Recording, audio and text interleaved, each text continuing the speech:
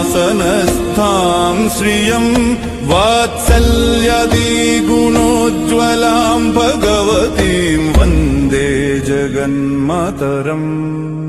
श्रीमन्कृपाजलनिधे कृत सर्वलोक सर्वज्ञ शक्तनत वत्सल सर्वशेषिन् स्वामिन् सुशील सुलभाश्रित पारिजात श्रीवेङ्कटेश चरणौ शरणं प्रपद्ये।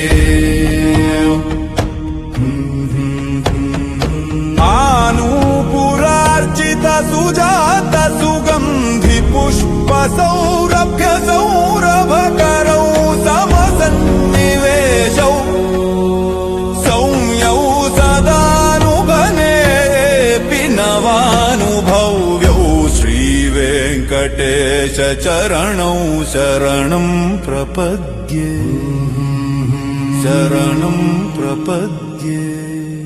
सद्यो विकासि समुदित परसान्द्र राग सौरभ्य निर्भर सरोरुह साम्यवार्ताम् सम्यक्षु साहस पदेषु विलेखयन्तौ श्रीवेङ्कटेश चरणौ शरणम्